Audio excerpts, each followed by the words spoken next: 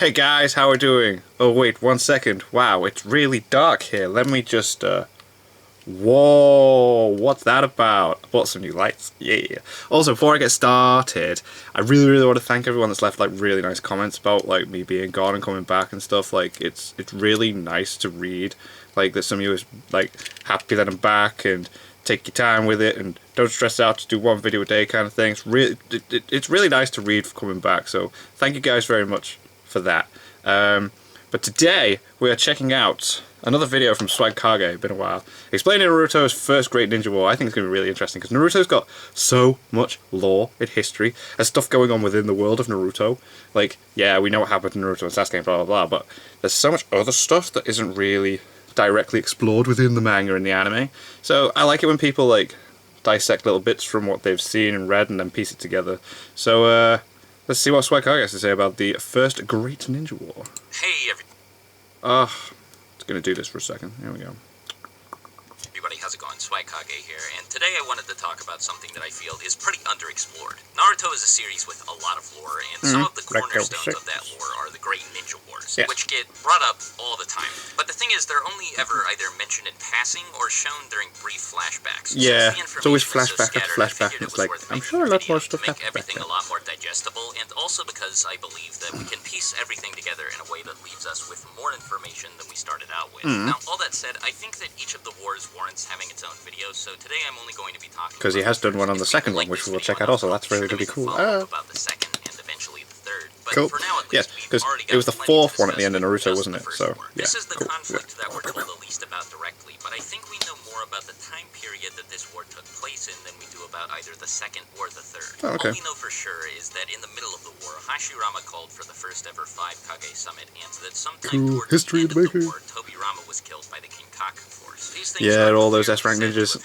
during the first Great Ninja War, and though it may not seem like it initially, there's actually a lot that we can infer from these two pieces of information. Since the summit took place in the middle of the first war, it's important to note that the first Kage of each of the 5 great nations was present there. This, of course, means that they were all alive and in good health when the first war began. Yes. This is pretty interesting because it's very likely that none of them lived to see the end of the war. Oh, okay, I see where he's going with this. Shortly after he's summoned and woken up by Kabuto, Mu makes it very clear that he suspects Tobirama is the person who revived him and the other 3 Kage. Right, so they all died. Now, obviously, this is only Damn. something he'd say if Tobirama was still alive at the time of his death. And as we've already established, Tobirama was killed at some point. So they all died before Tobirama did. Oh. Since Mu must have died at some point before. This is an interesting way to piece it together. I like it. He must have been killed during the first war, and it also means that the first Tsuchikage should have been killed as well. The same should also be true of the first and second Mizukage, since we know that Mu and Gengetsu killed each other at the end of a lengthy death match. Something else we also know is that during his time as Hokage, Tobirama met with the second Raikage to discuss forming an alliance between the leaf and the cloud. Now, since the second Raikage was in power at this point, we can assume that the first Raikage had already been killed. So based on what we know, the only one of the original 5 Kage who could have possibly survived the first war was the first Kazekage. While it's totally within the realm of possibility that he survived, I think it's equally likely that he was killed at some point during this war as well. It's well known throughout the Sand Village that the Kazekage have a history of being assassinated. Yeah. We also know, based on the fact that Kakazu was sent by the Waterfall Village to assassinate Hashirama at some point, that using assassins to wipe out village leaders wasn't completely off the table. And the first Kazekage in particular seems like he would have had a target on his back, since during the first 5 Kage summit, he was, of all 5 Kage, the least cooperative by far. Oh, really? Like, dude, come on, help us out here. And made it pretty clear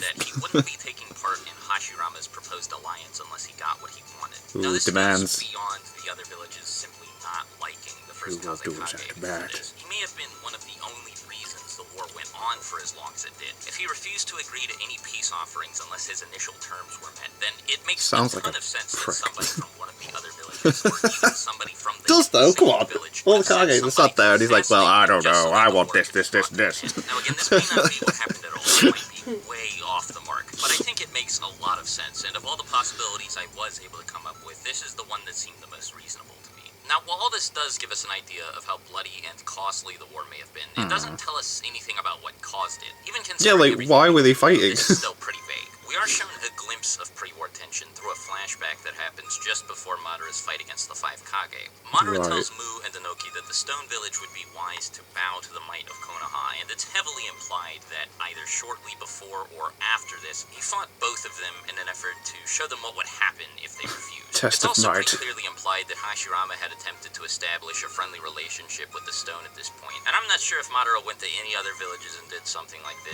Well, just threatened everybody. With those villages would have been at this point. Hey, but this should have been more than just enough so you to know, plant the seeds of discourse. If you try and have a fight with us, I'm gonna hurt Something we can you. infer from this is that the conflict may have been rooted in fear. Without even having fought against Konoha, I can imagine that just hearing about Madara and Hashirama's fight, a fight yeah, so you'd be like, explosive what? that They it could do created the what? entire final battle would have been more than enough to spook a handful of foreign village leaders. This is implied We to be don't at want least none of part that. the reason at the first Five Kage summit anyway, since after all, every village except the Sand is asking for one or more Biju in exchange for agreeing to peace. Of course, it's also very likely that a major reason this war took place is because of every village's desire for land and resources. Now, at least based on Stuff. Hashirama's Everybody wants behavior, something. it doesn't seem like the Leaf had any intention of expanding or conquering its enemies. That said, I don't think the village really had a choice and ended up being forced to participate out of necessity. This may sound a bit odd at first, since if, as I just said, the other villages all had plenty of reason to be afraid of Konoha, it wouldn't make much sense for them to attack it. But the thing is, the Land of Fire is surrounded by the other four great nations. Yeah, they're everywhere, aren't they? So it's like,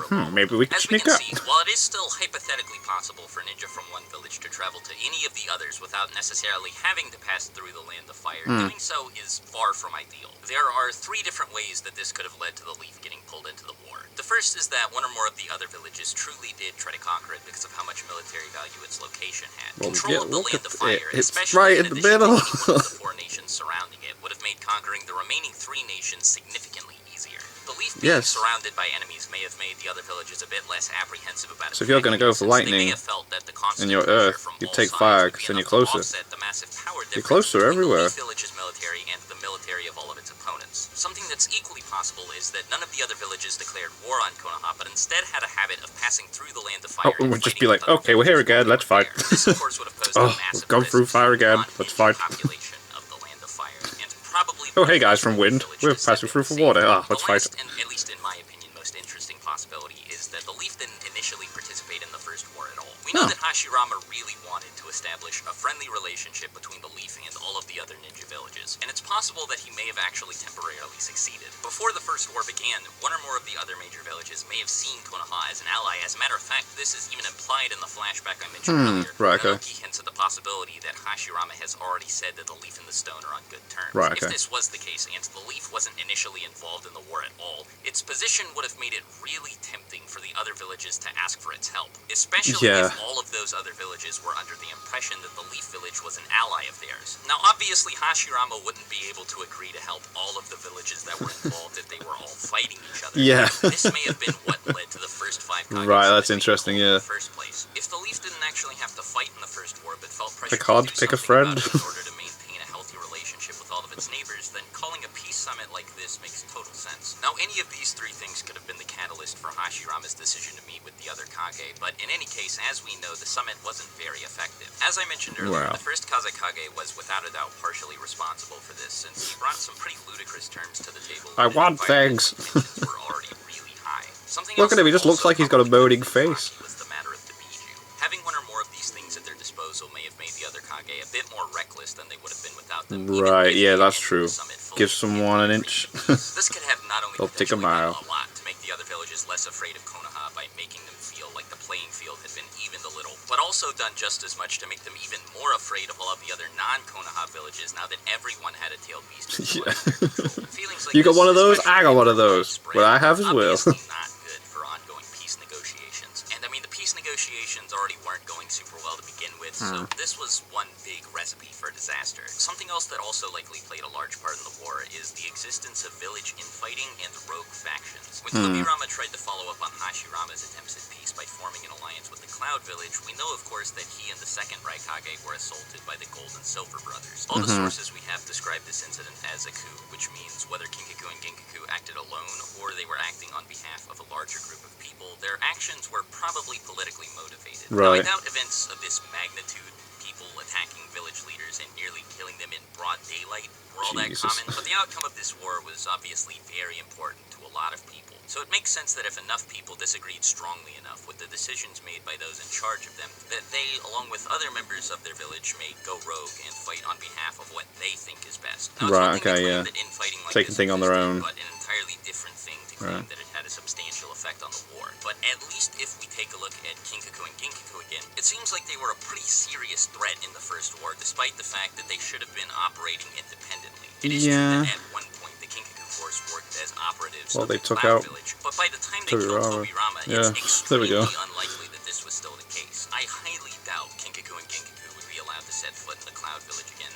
after attempting to assassinate the second Yeah. So it doesn't really add up that a force they were in charge of would be a part of the Cloud's military long after this had happened. And yet, despite all of this, as we know, the Kinkaku force was responsible for Tobirama's death. Yeah. We also know that this wasn't because Tobirama, or anyone from the Leaf for that matter, had tracked them down, but instead because they had tracked down the Leaf Ninja and surrounded them. Yeah, I mean, and then there this was is what, like just 20 one S-rank rogue ninjas faction. It's with them as possible well. There were plenty of others, all Went of down them fighting. operating independent from the village they originated from, and depending on what each faction's motives were, they could have done plenty to slow down or even temporarily stop the Ninja World's progress towards peace. Anyway, I think I've covered everything I wanted to, but Damn. all the major stuff anyway. But if I missed anything, be sure to let me know, and as always, thanks for watching. Take care. Damn, that was really cool. I really like how he pieced all that together. Like, little flashbacks, little chats between people when they broke back and stuff, and yeah, that was cool.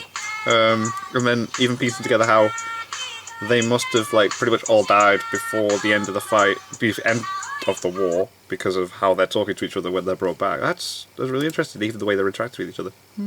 I really like that. That was pretty cool. I'm so glad to be back on these videos. We're gonna check out the second one in a couple of days.